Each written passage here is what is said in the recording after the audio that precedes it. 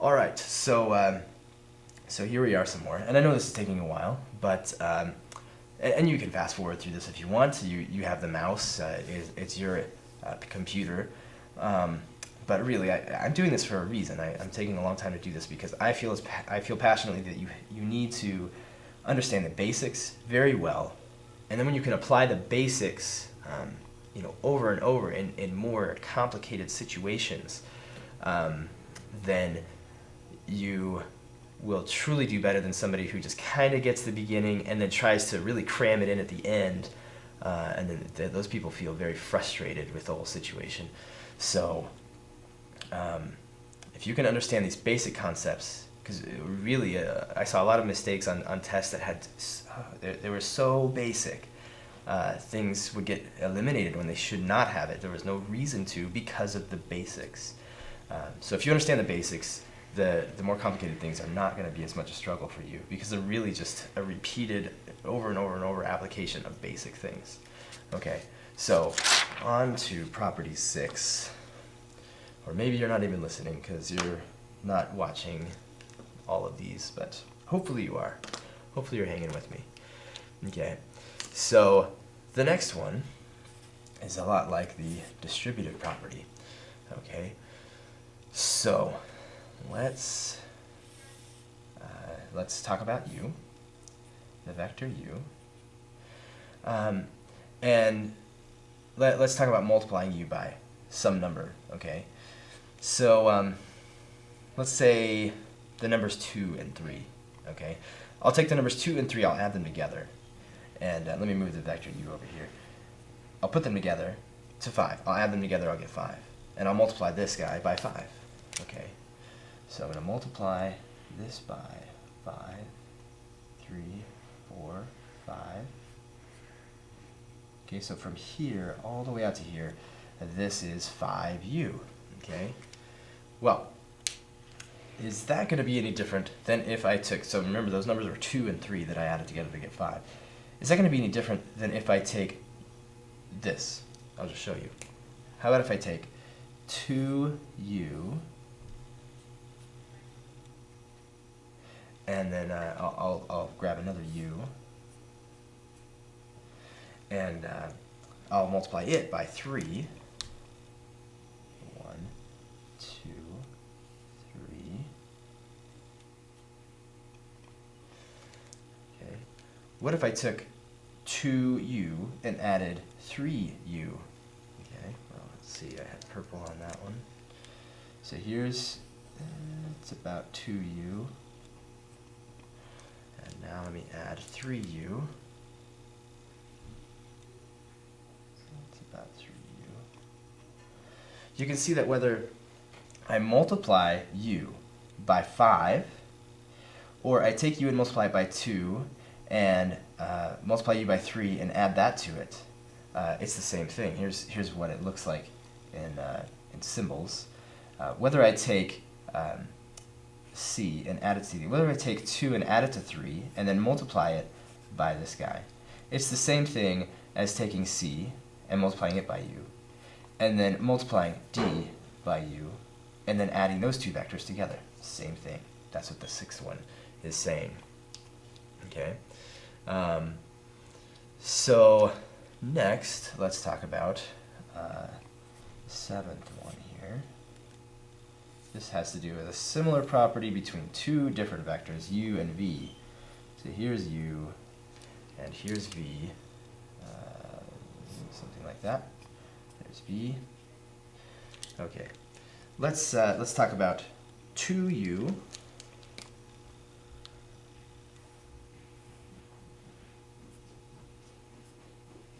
and the same, it needs to be the same number, 2v. So 2v, let's make it blue. So 2v is going to be this one, 2v. Okay. Okay, let's talk about two different things. Let's take 2u and add it to 2v. Okay, so here's over here 2u and add to that 2v.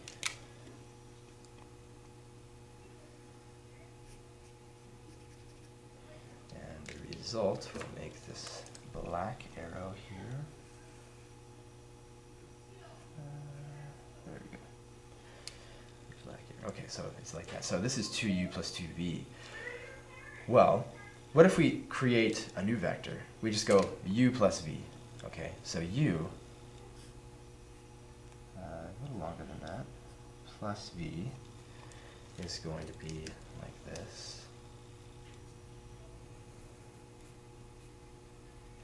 And what's the result? Well, it's going to be this guy right here has this direction. Now that we've added u and v, let's multiply that thing by 2. 1, 2. Okay, same magnitude, same direction as taking 2u and adding 2v. So this is like a distributive thing as well. Whether I take, say, c, like c is like the number 2, and I take u and v and add it together first, that's like this, and then multiply it by 2, that's like this one. It's the same as if I take this and like distribute it, right? If I take 2 and multiply it by u first, and then multiply 2 by v, and then add those two things together, that's like this, okay? So this is, these two things are the same. So now on to number 8 and number 9 in a second. So number 8.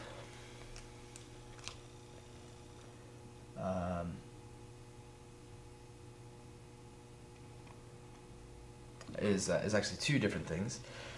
So not a big exciting one. Number 8. Let's say I have a vector u, and I multiply it by 1. What do I have? I just have u. Okay, so 1u. Now this is, I mean, it's not trivial, but it's not. It doesn't seem very exciting. Okay, 1 times u is u. So there you have it. What if I take u and I multiply it by the number 0? Well, then 0 times u is going to be 0. The 0 vector, the single dot is the 0 vector. It doesn't go anywhere. It doesn't have any magnitude. Okay. So so now let's take 9 is going to be something like this. Whether this one is a little bit maybe hard to grasp. So here's a vector v. Okay. First, we kind of need to, for this one, look a little bit further into what does it mean to multiply a vector by a number. Really, a vector. Let's say the easiest way to talk about it is that if the vector is in component form. So here it is right here. Okay, so it has this component form. Let's say that it's at 3, -2. Okay, so if I want to multiply this component vector by 5, then I would multiply each of these things by 5. 5 times the unit vector 3, 2.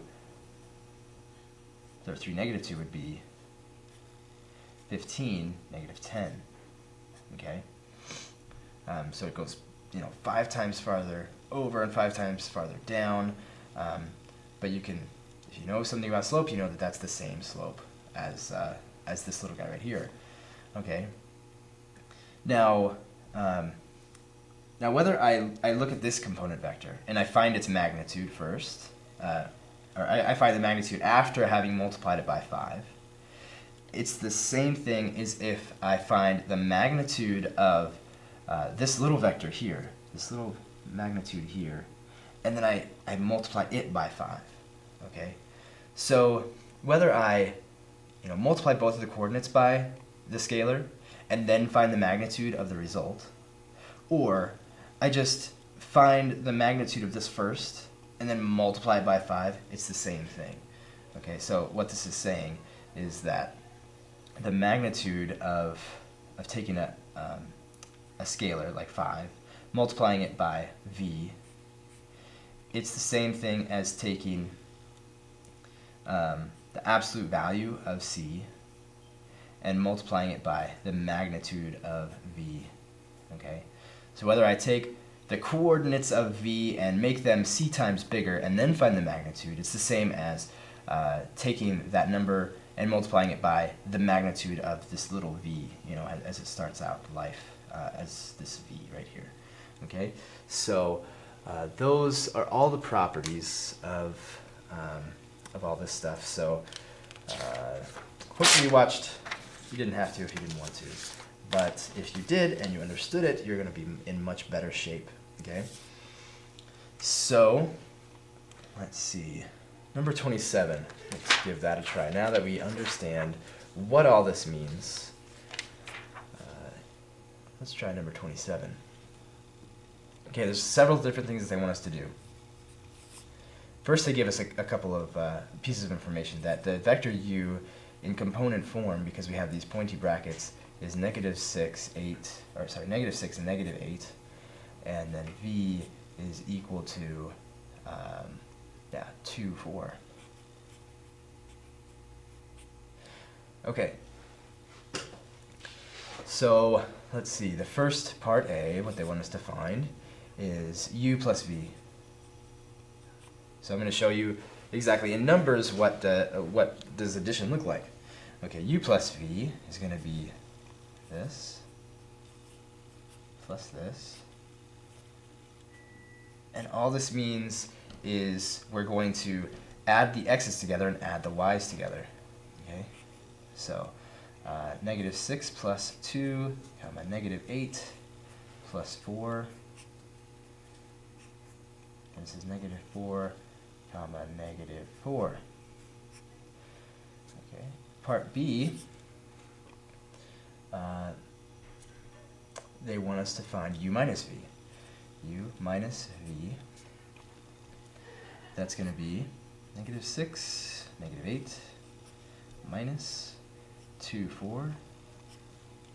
That's equal to -6 minus 2, -8 minus 4. And that is going to be -8, comma -12. And part C, they wanted us to find 2u minus 3v. So 2u minus 3v. Okay, well, 2 times this vector means 2 times -6, this is -12. And 2 times -8, that's let's do this. Okay, so 2 times -6, -12. We're going to subtract 3 times 2, we're going to subtract 6. Okay, so that's the x part. The y part is 2 times -8, that's -16, minus 3 times 4, minus 12.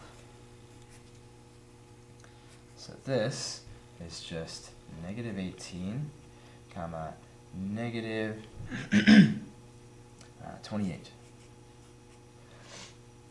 -18, -28, and then I believe part D is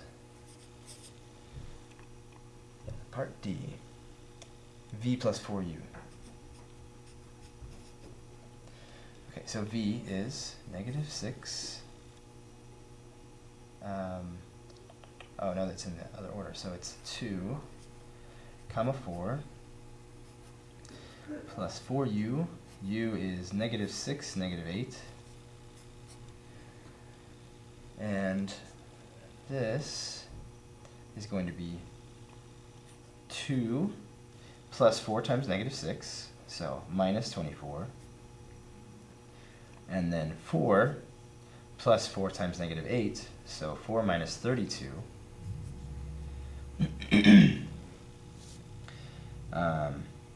This is going to be -22, and this is going to be -28. Okay, so that's some simple addition of vectors.